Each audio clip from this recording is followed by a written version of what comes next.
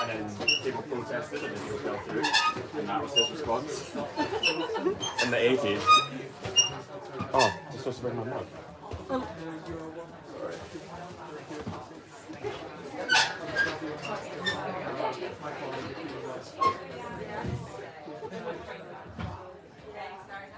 Sorry.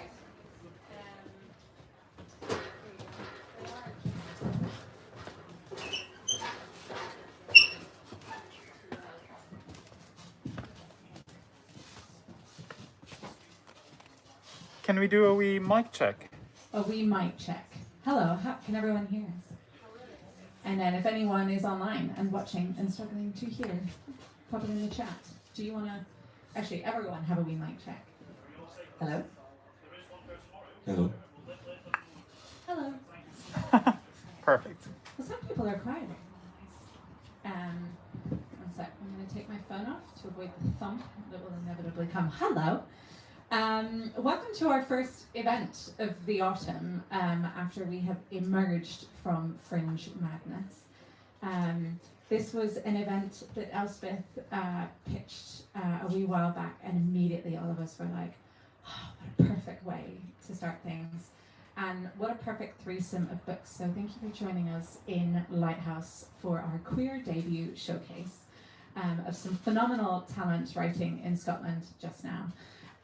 Writing against any idea that Scottish writing is parochial or doing anything unoriginal. These books are fresh and beautiful and heartbreaking and clever in the most wondrous of ways. You're in for such a treat when you read them. So I'm going to, we don't have a lot of time, we have a lot of writer. So I'm going to introduce these three and then I'm going to ask them each in turn to introduce their books and do a little reading, and then I'm going to throw a couple of questions their way. And then it will be your chance to ask your burning questions, whether you're online or in the room with us. So, without further ado, the CVs of this wonderful threesome. The first one, Niamh Mhaoileoin, was the winner of the inaugural PFD Queer Fiction Prize and was also shortlisted for the Women's Prize Trust Discoveries Prize in 2022. Her debut literary novel is Ordinary Saints. Will you put your hands together for Niamh? Elspeth Wilson is a Scottish writer and poet. These Mortal Bodies is her debut novel. Her poetry pamphlet Too Hot to Sleep was published in 2023 and shortlisted for the Saltire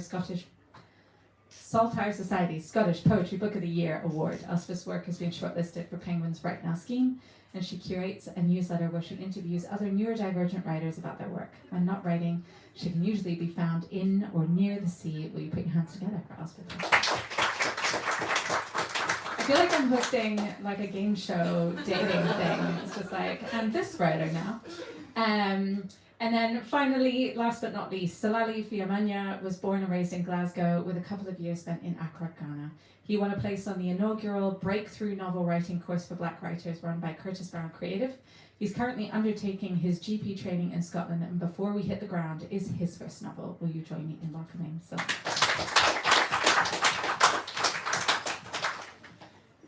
So because you're to my left, you will be first. I'm going to give you the microphone. Can you give us your elevator pitch for this beautiful novel, and then give us a little reading? Of course. Thank you very much for those introductions. This is Before We Hit the Ground. It's a family saga of sorts over 2 generations.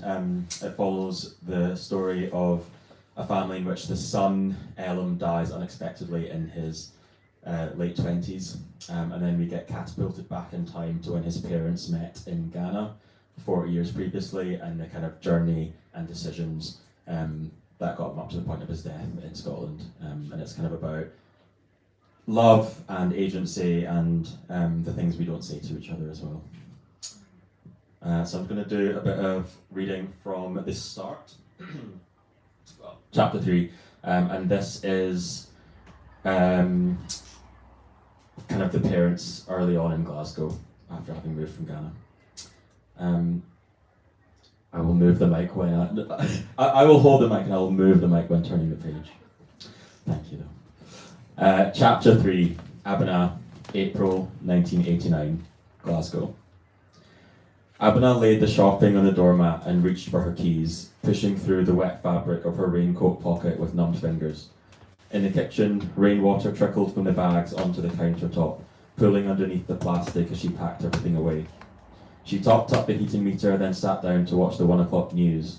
At random intervals, her sodden hair released a few drops of water, which rolled down her forehead and stung her eyes, or landed with an unpleasant tingle in the folds of her nostrils. The poll tax was in, and people were chanting in the street. Abena respected their anger and their hope. She turned up the volume when Princess Diana appeared on the screen. It was sunny wherever she was, and she was sweating just enough for her skin to glow with a satin sheen, while her sallow-faced, red-cheeked husband looked on.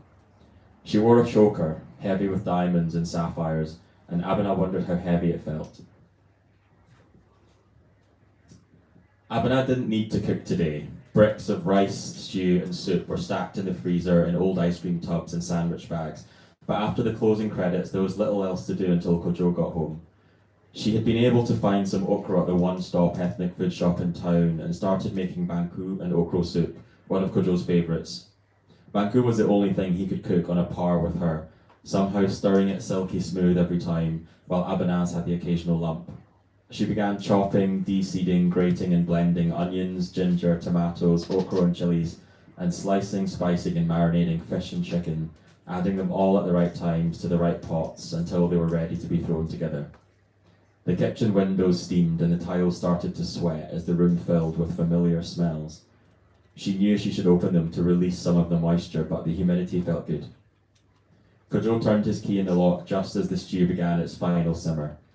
Abena's heart skipped slightly as she washed the remnants of diced vegetables off her hands. Kojo walked into the kitchen smiling and still in his scrub top, which fitted his chest and waist just enough to show the form of now softening muscles underneath. Abena smiled back, looking forward to sharing the evening with him, while also resenting that this was the most exciting moment of her day. Okra soup? Kojo asked, lifting the lid on the pot and letting out a billow of steam. Yeah, I was bored of rice. And I guess now you need my services, Kojo said, clapping his hands together. Abena laughed.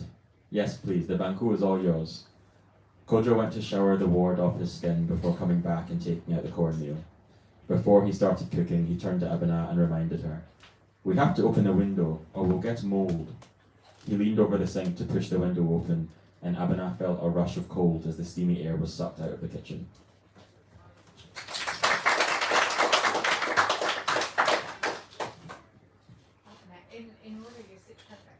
Cool, thank you. That was so nice to hear you reading. So hi everyone, I'm Elspeth. This is my book, These Mortal Bodies. It's set over the course of 1 year at a prestigious university, and it follows the story of a girl called Ivy, who's a Scottish student, and she heads south of the border to this very elite university. It's at an all-girls college there.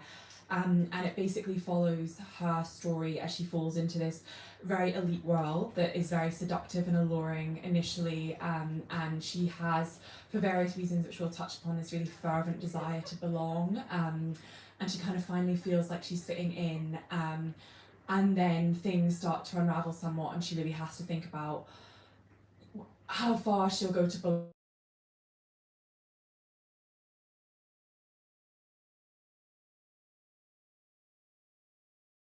Consideration of a time where there was a lot of, or it was inspired by my own time at university, where there was a lot of kind of like quite reproductive, I guess, femininity by, you might kind of dump it, really identify strongly with any particular gender. I was actually very interested in writing in this very feminine world where everything is kind of categorized along gender lines, and exploring that kind of femininity and late girlhood through this all girls college, and that it was a really interesting world to write in, and there's kind of a lot of glitz and glamour in there as well, but a lot of darker themes too. I'll just read from quite early on in the novel, because it's a campus novel and set over 1 year. It's set in across three different terms, and each chapter is a week within that term. So this is quite early on in the start of Ivy's year, where she's fallen into this friendship with these two girls called Martha and Primrose, who basically come to be the sort of beating heart of the novel, the triptych at the heart of the novel. And she's just trying to find her feet with these girls who feel very self-assured and kind of everything that she wants to be. Once a week, at the only formal hall where they were permitted, boys could come to dinner in our college and sit under the dark portraits of old mistresses and the intricate stained glass depicting miracles committed by female saints. The hall was always noisy with the chatter of hundreds of students, but on those days it had a particular buzz and energy that only young men can bring. Even the smell was different. If you breathed in, you could tell that there were boys underneath the vaulted ceilings. The usual sense of cooking, incense and perfume were tinged with sweat and excitement. Primrose, Martha and I tried to arrive for the start of the dinner service when the heavy oak doors swung open to reveal the long wooden tables and low benches. Those two girls were becoming my routine. I almost resented Harold and cycling to lectures in the morning drizzle because it meant less time sprawling on Martha's bed. But dinners were gems to look forward to at the end of the day. At those tables we had no past and no future. Freshers live in the eternal, glorious present. It was too early for talk of spring weeks, internships, vac schemes, even exams. Too heady and new for discussion of parents, siblings, previous lives, boring hometown boyfriends. We were helium balloons with no paths to pull us down.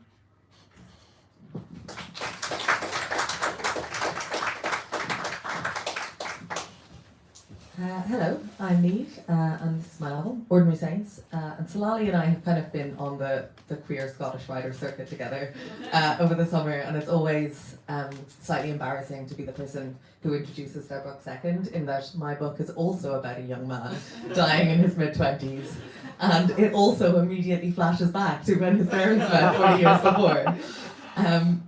But the twist that I have that Selali doesn't is that my protagonist is this young man's sister, who 12 years after his death gets the quite unusual news that their parents are kicking off a process to have him declared a Catholic saint. And I am going to read from quite close to the middle of the novel. My protagonist Jay has to go home to Ireland. She lives in London, but she has to go home for a mass commemorating her brother and celebrating this news about his sainthood. She's not looking forward to it, and this is her getting her haircut in preparation. The week before I'm due to travel, I go to see my hairdresser, a stylish Czech lesbian I call the Child of Prague. I booked the cut right after I agreed to go, close enough to the trip for my hair to look sharp, but far enough away that it wouldn't seem newly done. I don't want to look shiny and coiffed like my aunts, who'll all be rolling into their salons over the next few days, or like my mother, who'll have asked hers to open early on the morning of the Mass. I can picture them already, lined up in the chapel, in their navy dresses and pastel cardigans. I've already washed and packed my black work trousers and a fitted black polo neck. Nothing that stands out, nothing they can comment on. But then, as the hairdresser fastens the gown around my neck and asks if I want the same as last time, a tidy up of the indeterminate bob I've stagnated into, I say no, that I'd like her to add an undercut, and to make it look as gay as possible. She laughs, asks if I have a date. I say no, a family occasion, and she rests a hand on the side of my shoulder, tugs gently at the locks on the left side of my face. So I guess they're not supportive, your family? Not really. Yours? They're fine, she shrugs. Normal, kind of uncomfortable if I'm too extra, but otherwise okay. Have you shampooed your hair today? I nod. I've been seeing her for nearly a year now. It's the first time I've ever had a regular stylist, because normally I don't like the power they have over you. But Nat is different. The first time I came to the barber shop, I brought John McGahern's memoir with me, and instead of asking the usual questions about my weekend plans and styling products, she asked about his work, and we spent the entire time talking about the different ways censorship operated under communism and Catholicism. She lived in Cork for a year when she left home, and you can still hear it in the slight stretch in her accent.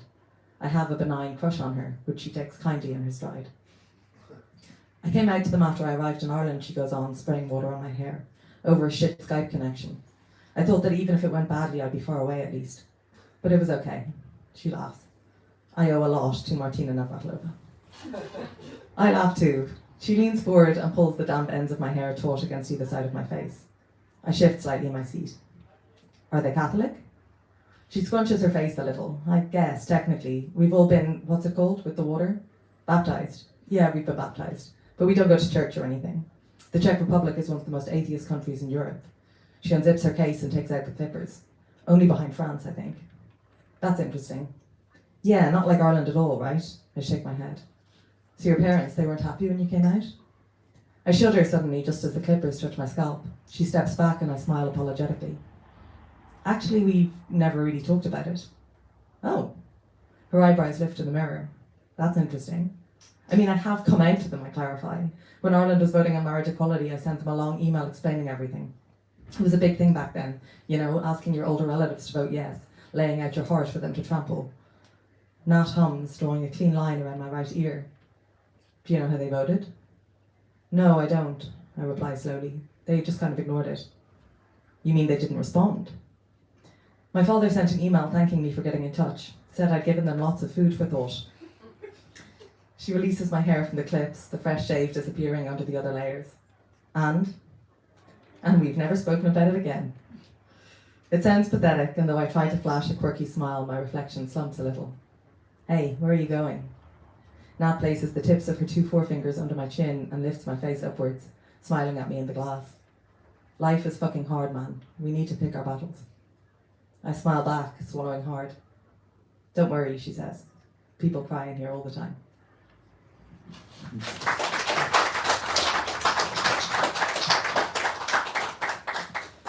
Great snippets. There are many overlaps in your novels. It's okay. Who needs the ABC of Freddie Mercury? Oh, those can live down there for now. Don't worry. Yeah.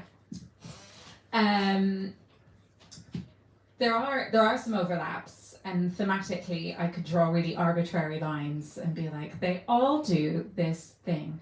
But family, loss, those are recurring, the way people are shaped by the institutions, whether that's education or the church or family, are all these recurring elements in your books. But at the heart of them, as we mentioned, Nancy, yearning. These books explore queerness and queer experience and queer coming of being, that sense of otherness and making it up as you go along, trying to go through what everyone goes through of coming of age and doing it without the script that everyone else seems to have and what that does to a person. And then connected with that, the yearning. So I want to talk about both of those things. I wanted to start by asking a little bit about writing the queerness, what you were setting out to write in terms of writing a queer novel, this particular queer novel that you have written, and then afterwards I will ask about the yearning. Thank you.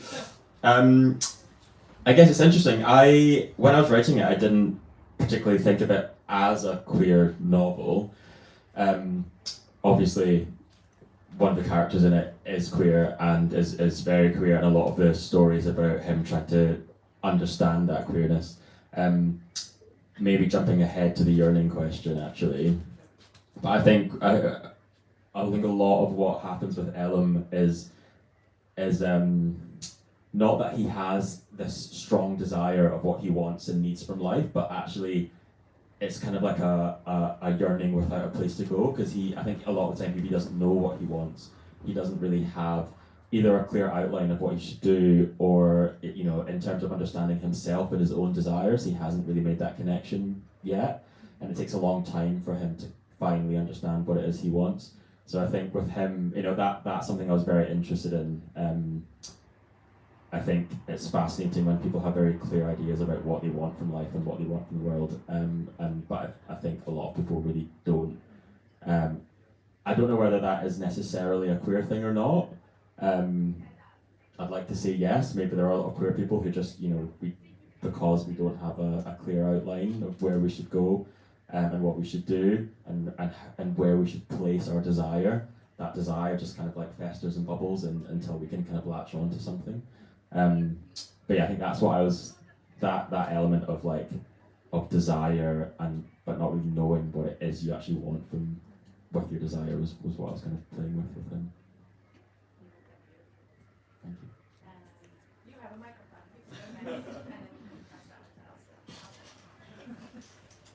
Yeah, so I think, something I was really, really fascinated by, always have been, that I was trying to explore in this novel is kind of the social change that we've seen in Ireland over the last 40 years or so. But I particularly I didn't want to talk about that in terms of kind of all the big headlines that we all know about, some of the horrendous things that have happened. I was like, how does that play out in a family? And specifically, I think I was interested in like where you have a break in a family, where some people stay super religious and some people leave it completely. That's actually like quite a profound difference in like understanding and emotion in a family. And I think something I was like particularly interested in is, this is just something that's happening, that happened in my family, that has happened in thousands of families, is that when you have a period of social change as rapid as we have had, you have kids who are growing up queer in a way that was like truly impossible in their parents' generation. And so I think that was kind of a big thing that I wanted to explore here, is that Jay has really left that life behind in so many ways, but her parents and her brother, while he's alive, kind of stay stuck in it, and it's really about how and if they can kind of bridge that divide, and I think that that her queerness is an important factor in that, and that her queerness is so liberatory for her. Her queerness is like part of what replaces faith in her life, and the family just can't quite get their heads around that. Inundated of microphones. Yeah, I think what you were saying, Selali, about the kind of like yearning and want with kind of nowhere for it to go is something that my main character Ivy really experiences as well. And in terms of kind of approaching it, like thinking about writing from a queer perspective, I was really interested in exploring friendship. Like this novel is really about friendship, and specifically, I think one of the things we talk about a lot, which I think is in the novel as well, is like sort of like chosen family and that from a queer perspective, but also for me growing up, socialised as a girl, as a femme person, I think that I had a lot of really close friendships with other girls, and because like people socialised as girls aren't necessarily sanctioned in the same way that boys might be for kind of like close displays of like friendship and like doing each other's hair and things, I felt like that was a line that was like quite confusing, like with friendship, as I kind of was like didn't really realise that I was queer, but was like, oh, like everyone just like enjoys all these like touching in the same way, but it wasn't necessarily, I didn't necessarily have the language to understand and articulate that as a queer experience, and I don't think that my main character Ivy does either. She's definitely a character who doesn't necessarily know quite a lot about herself. I also wrote her as autistic, but that's kind of like not on the page either, because she wouldn't have that self-knowledge at this stage in her life. So I was really interested in exploring that kind of aspect of femininity and girlhood as well, and I think that some of the feedback I've had from particularly bi women who've read it have been like, oh my gosh, this really encapsulates all these like little items I had with like really, really close friendship with other girls or other women, and then sort of them blowing up in some huge way, but like not quite understanding that until later. So I think that's something which like maybe not non-queer readers might not pick up on that as much, but that is definitely something that intensity of friendship I wanted to kind of reflect in there as well, especially at that, because it's like very much like a formative age that the characters are in this novel, and the headiness of that. I think maybe connected to that, I want to ask about the silences in the book. Like in all three of them, there's so much that is in the unsaid, that is like either not knowing how to articulate the thing or not knowing the thing you want to articulate, and the projected reception of what that might be. And I wonder how you went about how do you write the unsaid in a way for the reader to see it and still experience those silences and those voids? You still have a microphone, so you will go next. That's such a great question. And yes, it was something that I really was conscious of trying to write. And that I think, I think this is like, I think in Ireland we have a particular gift for not talking about things, but I do think it's true everywhere that it's remarkable the amount a family can conceal, and the amount of things that a lot of us don't, like really fundamental things that you actually don't know about your family members. Like, if someone had an illness, what was it? How did someone actually die? Like, where did Aunt Mary go? And I think that was something I really wanted to dig into, is like, how do those silences get created? Because then it's like a certain amount of time passes and it's just like,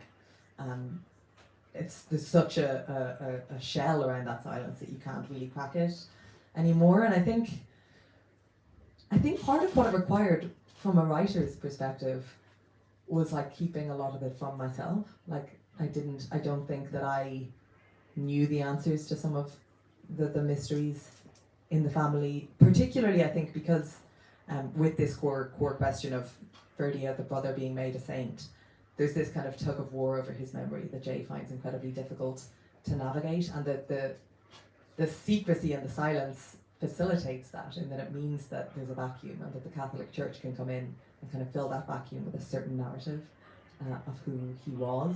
And something I really tried to do was to keep that uncertainty about him, and to give, there's bits of flashback, but it's all from Jay's perspective, and we never get quite as much of him as I think we want.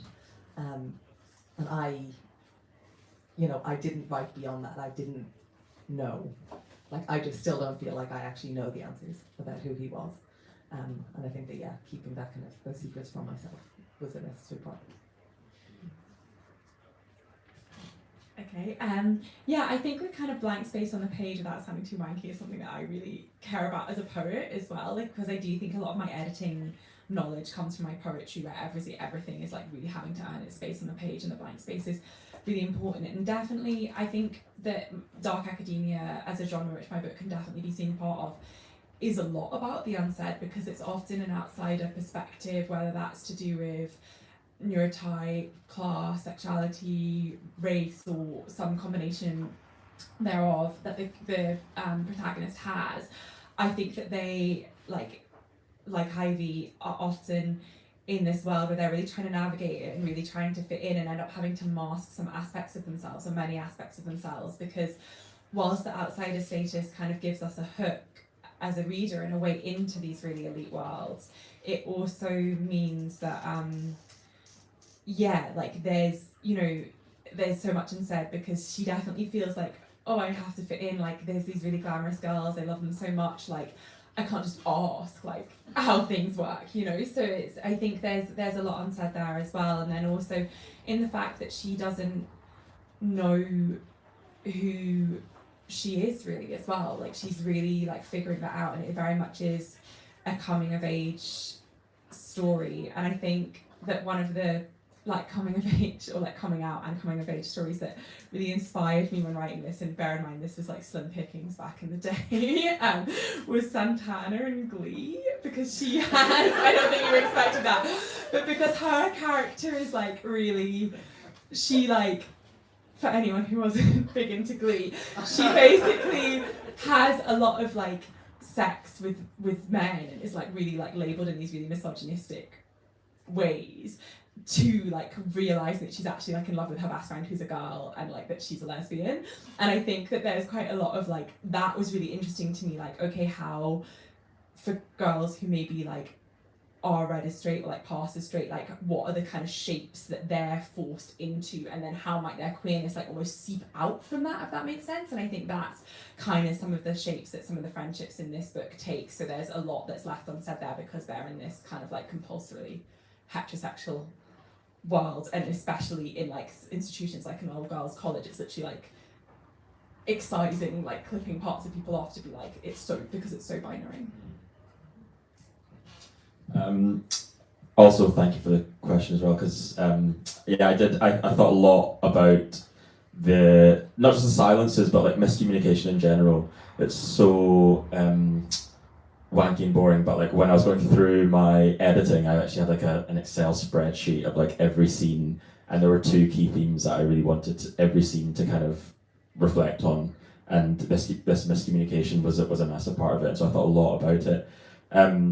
I think part of it is just, I think we're all like terrible communicators, right? And we don't say the things that we're supposed to say. We say things wrong, and it's a two-way thing, because it's the things that you get wrong, but also how you then interpret things that people have said to you and done to you. And there's lots of kind of confusion and mishaps that happen there. I think what I was interested in was pairing that. I think what I was interested in pairing that with love, because what I'm interested in is, you know,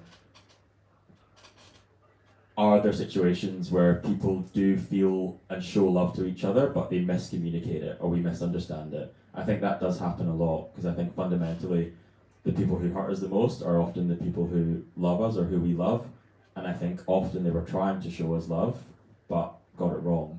And so that miscommunication, those silences, are what I was interested in kind of questioning. Is that love enough if it's not communicated the right way? Do we have a right to be angry or upset at people for getting it wrong, or do we accept that they tried? So I was thinking a lot about that, and I guess in a more technical sense of how I tried to do it, I think there were two things. One was just having like a very close third person narration, so not quite a first person narration, but also not a narrator who has any objective knowledge. So as far as possible, you're always in the head of the protagonist. So you have their kind of foibles, and you only understand what they can see around them and what they can hear. But then also having a few different perspectives. So you cycle through the four family members' perspectives, so you get to see and reflect on events from their perspective later on, and understand what they may or may not have understood about those things. Yeah. I think it's really interesting the way that element that exists in all your books created a very particular kind of tension and desire to be the one who figures it out or knows, even if your character doesn't end up knowing. And that element of what happens when someone is gone and they're dead, and there is the unknowable that you then carry around with you. I want to come back to a few things. One of them is class, which you brought up, Elspeth, that does show up in all the books, but hand in hand with that is the navigating of particular spaces where you come from a particular background or experience, and then fake it till you make it, or leave behind the choice to be like, this is a piece of my past that is too complicated for people, so here's who I get to be in this entirely new environment, and I will just conjure this new version of myself. And I wonder if you can talk a little bit about writing that into your characters and writing that broader politics of class into the books. You can go first. So yeah, I guess all the book is, I guess, it's a book about migration. So there's people moving across continents and starting new lives in new places. The class issue is compounded by, I guess, the ethnicity or the race issue as well, and I guess by queerness and by gender. I guess there's so many spaces that people move into. So people go from like Ghana to Glasgow, from Glasgow to like Oxford and to London, moving through class circles in that regard. But also like moving through different types of spaces, like particularly boisterous masculine spaces through to queer spaces and that sort of thing. I don't know that there was like a coherent kind of politics of class that I was discussing in it, but there's definitely a feeling of like agency and sense of self, and to your point about kind of developing new versions of yourself or cutting off old versions of yourself. I still don't really understand where it's, you know, the on the spectrum between like it being a normal and healthy thing to have multiple versions of yourself versus certain identities being hindering and constricting or actually oppressive, and where that line is drawn. I think that's kind of made difficult in situations like Niamh was talking about, where you've got like intergenerational issues with queerness, for example. Like, is it a betrayal of yourself to act a different way around certain family members, not quote unquote be your full self, or is that like encompassing of the fact that you're more than one type of person and actually you have different loyalties. And I lean towards the latter, or try to lean towards the latter, because I think it's difficult to honour like all the many allegiances that we have, and I don't think sometimes it can be quite a hard line to really cut off family, but like you call it dumping feminism before, which I really like. I don't know, that makes me feel uncomfortable, like the fact that you can be so forthright and like brutal with how you cut people out of your life because of these things. So I don't know if that really answered the question about class specifically, but yeah, that's kind of what I was thinking about in terms of these different classes of people, I guess, and how you move between them. Yeah, sure. Yeah, I mean, any time that we move away, and I guess particularly university can, for people who do go to uni, can really offer a chance to reinvent yourself, and I think that's what can feel really exciting. I mean, I know in Ireland, like a lot fewer people maybe leave their hometown, like it's maybe, but like obviously in the UK, if people have access to it, like a lot of people do want to move away, and I think part of that is the enticement of like, I can go there and I can be this completely different self, but then obviously like wherever you go there's yourself, and that I think people, especially in the UK where we're still so obsessed with class, people can pick up on like tiny things. Like I remember at uni I met this really posh like British Australian guy, and he was like, oh, so I think this person is like lower upper middle class or something, and I was like, what does that even mean? But like I think there are like these tiny like tells, and I would say that Ivy's class background, like I'd see her as middle class or lower middle class, so like she's, you know, like economically like privileged in quite a lot of ways, but then she goes to this university and it's so elite that it's like this whole different world for her. And someone actually asked me recently, like, okay, I get that it's like quite like a sort of like sexy location or whatever, but did you have to write at a prestigious university?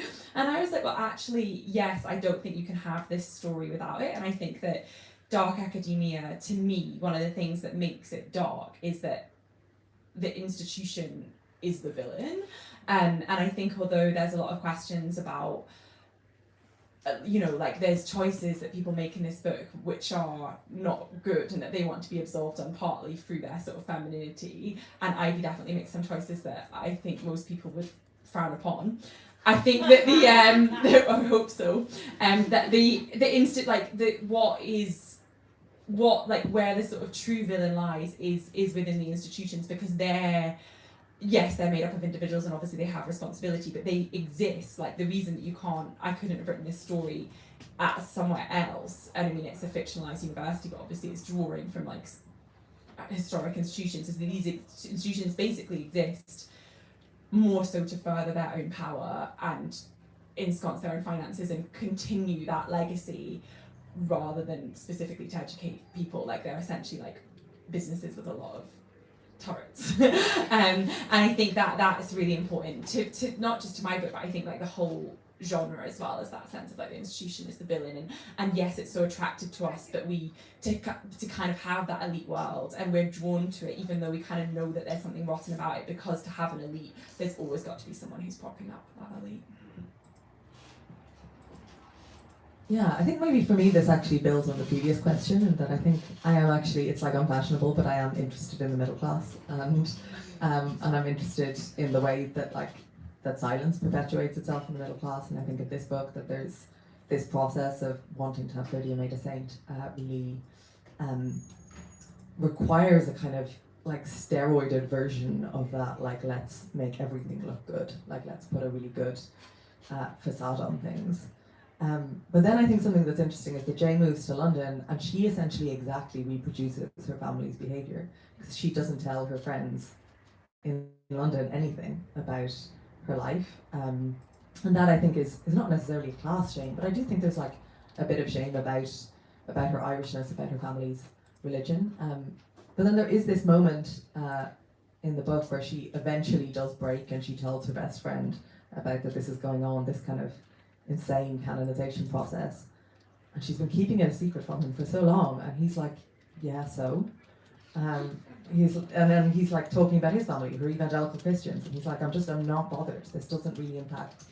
And I think I've never thought about it this way before, but actually I think that kind of like middle class silence is also such a barrier to solidarity and to like finding connection across different experiences, because we're all just like locked into our own kind of experience and trying to put this good face on for the world, not realizing that just like everyone has their own shit going on. This is your warning that next it will be you. This will be my last question. Said lovingly, but just start to percolate the things you might want to ask. I want to ask about writing these novels in this moment, and we talked a little bit about how fast things are changing now, what it is to write a novel, and a queer novel, especially in this particular moment in time. And so I want to ask you, what was it to write this book into this moment, either in the way that it's been received, what it was to put it out there and then interact with the ways that the world has interacted with it, or whether you look at it now and you see the time that it was written in, and whether you would approach these novels differently in the time that it takes for a book to go from your brain to published and on a shelf and in the hand of a reader. Do you want to go first, Niamh, and then I'll... Yeah, I can do. So this novel it has lots of flashback, but it's primarily set in 2018, and I started writing it in 2020. And I think I do feel already that it's like very much of its time, and it already feels like slightly historical. And that if we think about, 2018 in Ireland, it's the year of the repeal referendum, it's 3 years after marriage equality. There was this feeling that the arc of history was bending the way that it should. And that is not how I feel right now. And sometimes, and I think, when I think about the project I'm writing now, which also deals a lot with queerness, it's like an extremely different process and feeling. And I think that in this book, there's kind of an attempt at finding a kind of redemptive narrative arc that I think I might struggle with, and I actually think on occasion this is harsh, but like I worry about straight people reading it and being like, we've all done a great job. Things are good. The queers are fine. But I think I do think it made sense. I think that this narrative made sense in the moment when it was written, and that I just need to accept that and to be like, in the next thing we'll speak to the moment that it's written in.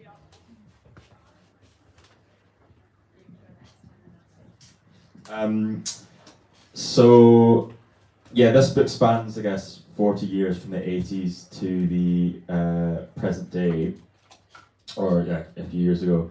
I think one thing which I kind of struggled with in writing quote unquote a queer novel, or a novel with a queer character, was essentially,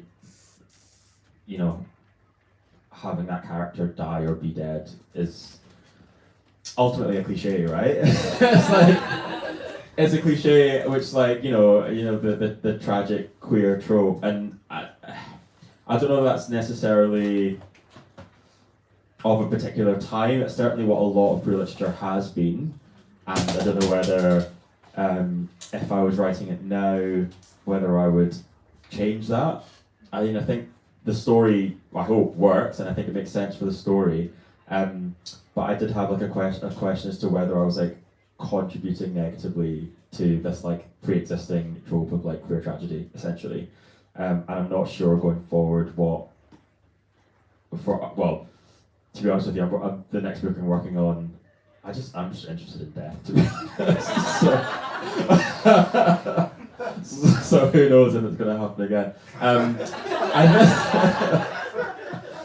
But I guess the other element, less related to queerness specifically, I'm interested in writing a Scottish story, which is a Scottish immigrant story, a Scottish migrant story.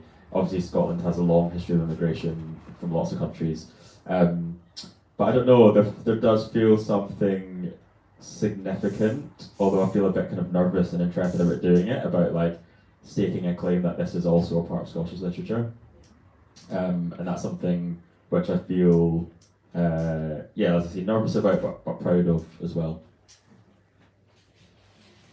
Yeah, I think in these mortal bodies, I was going for a bit of a timeless quality. I mean, it is a contemporary novel, but it's not so much like your guys' book set in like a really specific year or place, obviously, because it's a fictionalized college and university, and there is a historical subplot to it as well, exploring witch trials. And I think something that I was aiming for was that kind of slightly timeless, like it's very much contemporary, but there's like a hint of magic to it as well, and having that aspect to it. So I think for me it was less of its time really specifically in a sort of political context, but more like if it's of a time in my life. I started writing it during 2020, like a lot of people started writing their novels, and also I was feeling, both because I left university and because of COVID and kind of like caring responsibilities and stuff I had at the time, very atomized in my own life. And I think that is something that after we've left formal education, like capitalism really like forces that upon us. So I really just like wanted to write that really claustrophobic sense of like kind of living on top of each other again. So it was more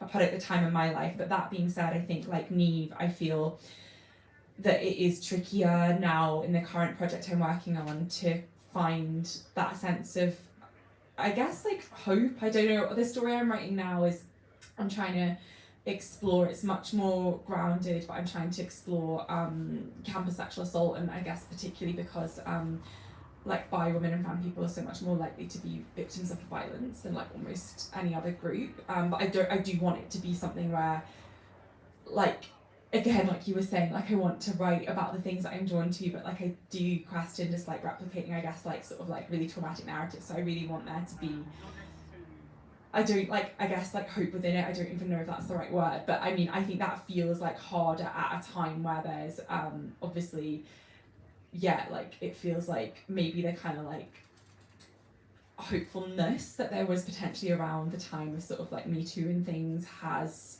like evaporated. Sorry, I don't want to end this on like the most depressing note ever, but I guess that's just like being honest that I am like struggling a bit with that, like you are. And but I also do feel like it is important to like have hope as well, like to nourish it and like not just see it as something like sort of like flip-flopping around out there, but actually something that you can cultivate in yourself and like your actions and your creative work too. So I guess that's what I'm trying to do, but I think I'm like it is a work of cultivation, and like it's not easy at the moment. Yeah, that's what I'd say.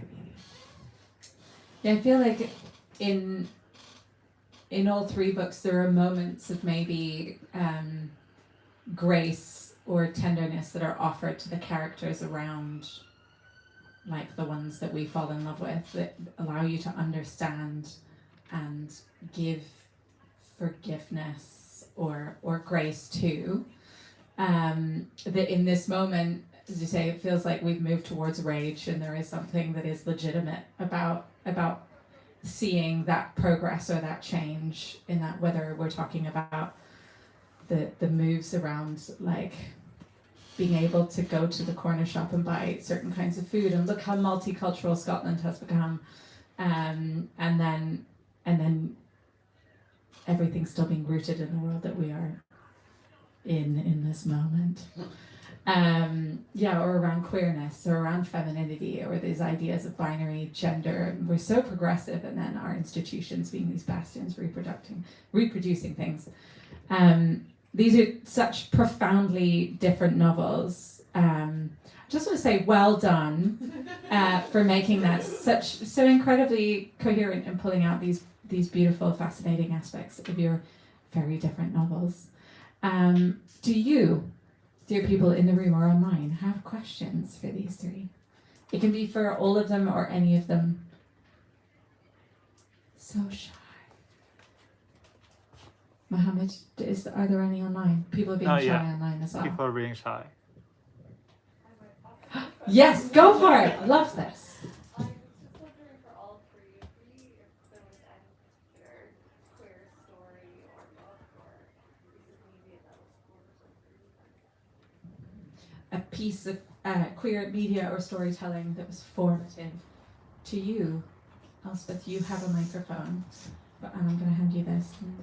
I feel like I already gave mine away by saying it was Santana's coming out story in Glee.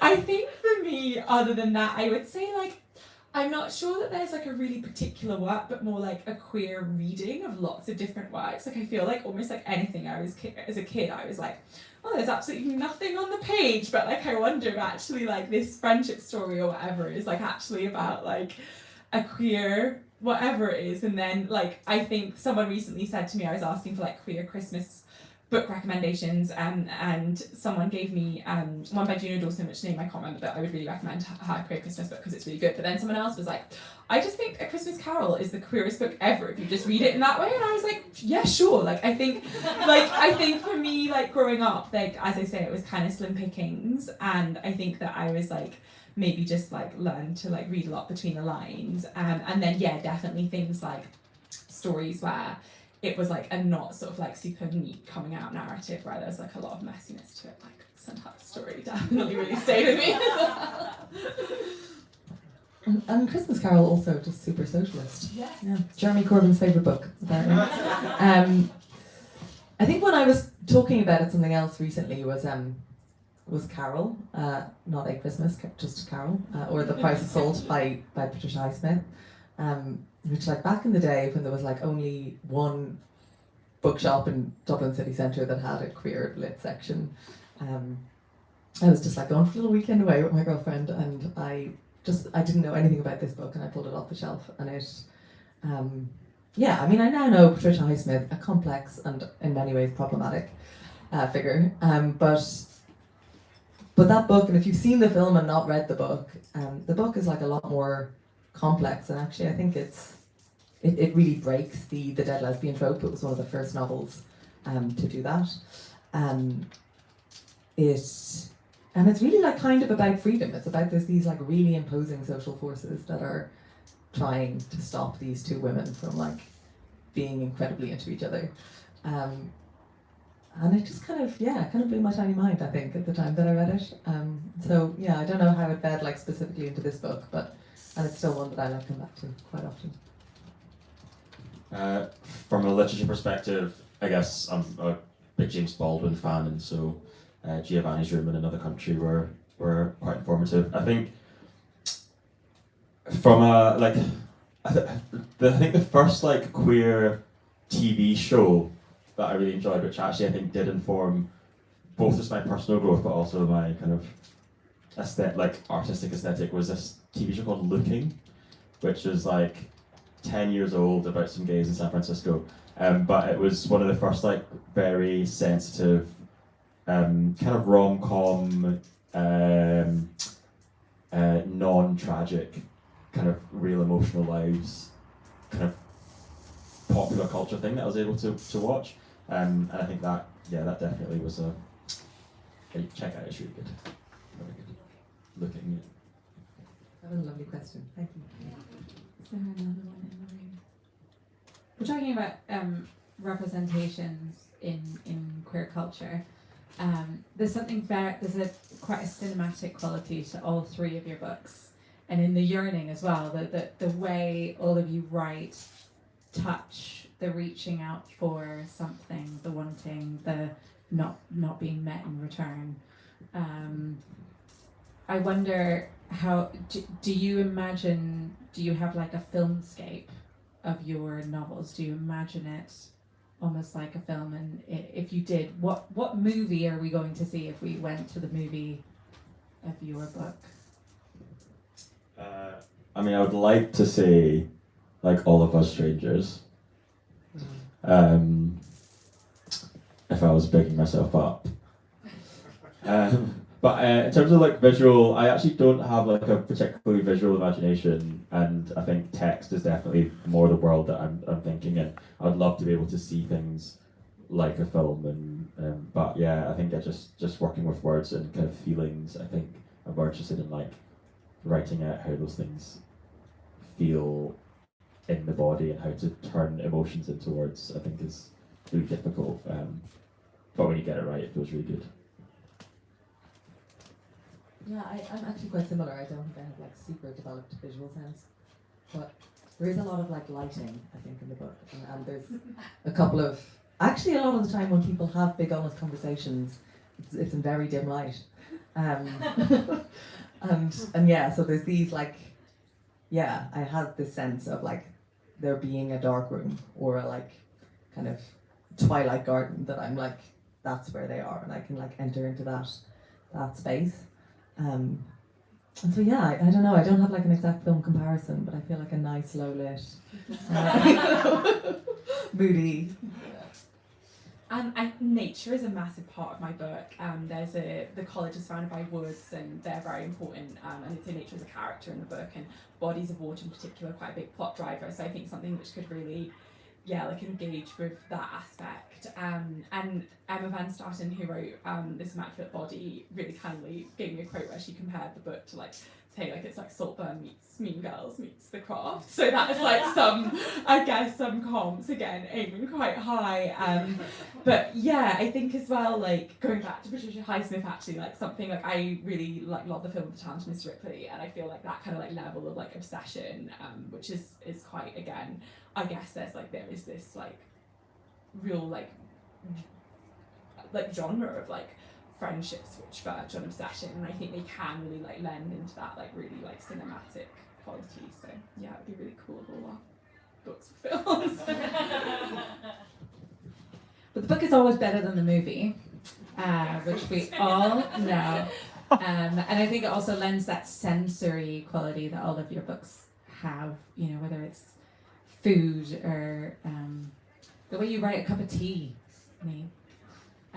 although you have a smile, at one point somebody has a smile in your book that's like a cup of tea with just the right amount of sugar. And it really stayed with me every time I've had a cup of tea since. Like, that's like that smile. Thank you for tonight. Thank you for sharing so much of yourselves and your exquisite, extraordinary books. We are going to have a little bit of time afterwards where you can come and get a book signed, ask the question that you were too shy to ask. A reminder that we have a pay it forward scheme, so past readers have put money behind the till for people who might not have money for a book. So if you're too broke for a book and you want a book, somebody wanted you to have that book, so get the book. And come up, and all three of these are extraordinary and brilliant in their own very distinctive ways. So will you join me one last time in saying a very big thank you to our writers tonight.